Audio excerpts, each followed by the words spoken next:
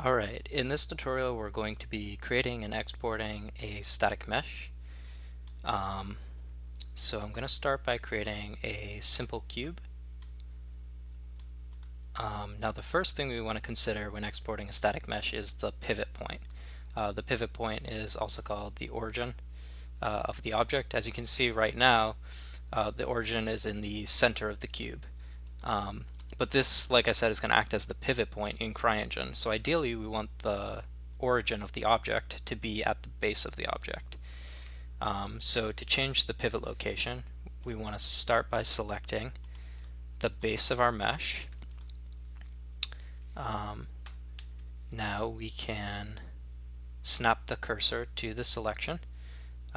So we've snapped the cursor to the base of the cube. Now we're going to go back in object mode, and we're going to go to Object, Transform, Origin to 3D Cursor. Now what this is going to do is it's going to snap the origin or the pivot point to the base of the cube, which is where we want it. But that's not all we want to do. We also want to put the cube on top of the ground plane, because this ground plane acts as a reference point for the ground in CryEngine. So we want to first start by snapping the cursor to the center of the Blender scene, and now we're going to snap the selection or the cube to the cursor. So now we have our cube on top of the ground plane and with its pivot point at the base of the object. This is going to be useful for terrain snapping. So when we enter into CryEngine, when we want to use terrain snapping, now it'll use this pivot point, which is at the base of the cube, as opposed to the center of the cube, to snap to the terrain. The next step is to add our object to an export node. So we're going to go to CryBlend, add export node. We want the type to be CGF. CGF is for static mesh, and we got to give our object a name. So you want the name of your object to be exactly as you would like it to be in CryEngine. So in this case, I'm just going to call my object cube and press OK. As you can see, the object is now outlined in green, which means it's been added to the export node. Now, the next step would be to make sure the transformations are applied on the cube.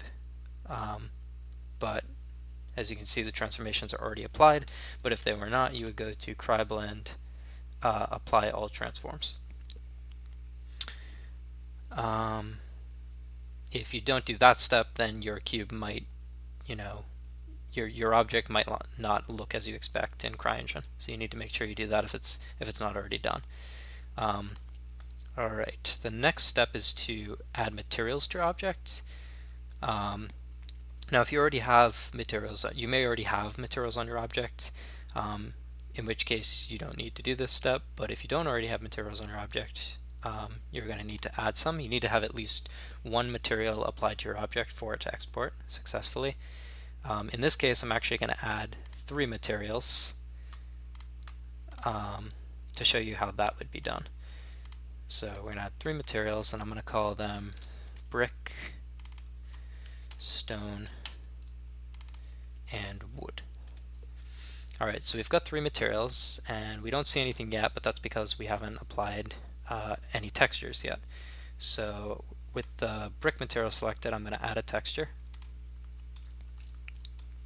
Alright, go to open an image, and I'm going to select under my textures folder here, I'm going to select brick 1. Alright, so now we have a texture on our brick material, and we're going to do the same for the stone material and for the wood material. Okay, there's our stone, and then our wood. Textures, wood. Alright, so now all of our materials have textures applied. Now, we still don't see anything in the viewport, but that's because we have yet to unwrap our mesh. So we're going to do that next. We're going to unwrap our UVs. So I'm going to start by splitting the window, and I'm going to open the UV image editor on the right. Now, for us to preview the textures, I'm going to go under the properties bar here, and I'm just going to select the shading to be GLSL. Now I'm at the bottom here in the toolbar, I'm going to select texture for the shading. Now it's going to appear in black, but that's because we don't have any lights in our scene. So I'm going to go to Shift A and I'm going to add a hemi lamp. Alright, I'm just going to move this up and out of the way, and I'm going to hide it so it's not in the way. Alright, so as you can see, our cube is now lighted, but there's still no textures applied. That's because we haven't unwrapped it. So to unwrap it, I'm going to select opposite planes in my particular example, and I'm just going to start by assigning it to the brick material. Then I'm going to assign these guys to the stone material, and then I'm going to select the top and bottom and apply that to the wood material. Alright, so now we've got our three different materials applied. So I'm going to select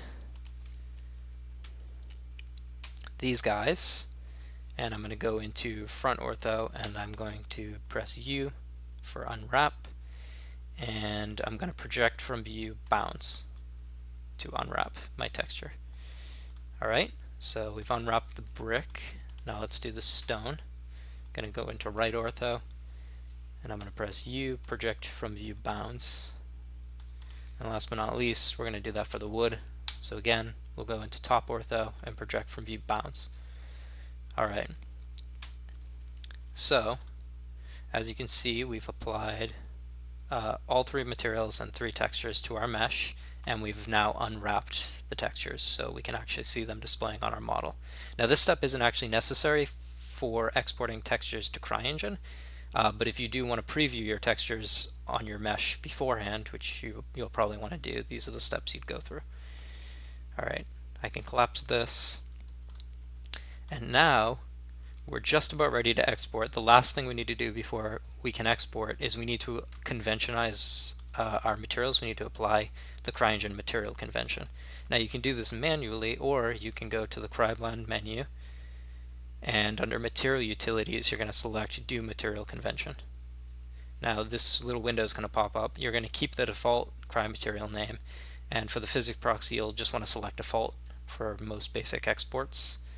But you can select whatever is appropriate for you, and then you press OK.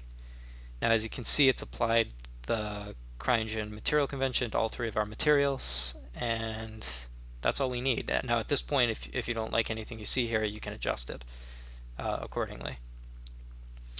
Now that we've applied the material convention and we've added our object to an export node, we have all our textures and materials set up. We're ready to export. So we're going to go to CryBlend, Export to Game. Now in the lower left hand corner, we're going to select Do Materials in the settings. If we don't check Do Materials, then we won't get an MTL file. The MTL file is going to store our material data, so we definitely want to check Do Materials at least the first time we export.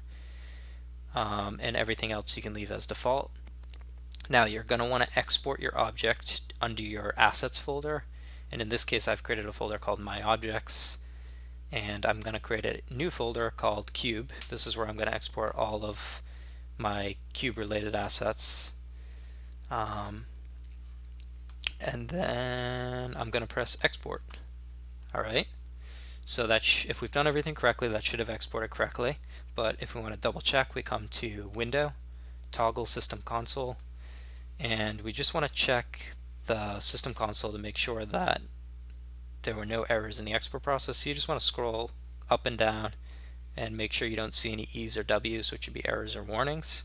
And if you don't see anything, then your object should have exported correctly. But if you want to double check, we can go to the File Explorer, and we're just going to navigate to where our export is. So for me, that's going to be under Assets, My Objects, and Cube. And as you can see, it's created a CGF and an MTL file. The CGF stores the static geometry, and the MTL file stores the materials for the object. So that's it. That's it for exporting a basic static geometry with a material. We'll cover how to convert your textures in the next segment.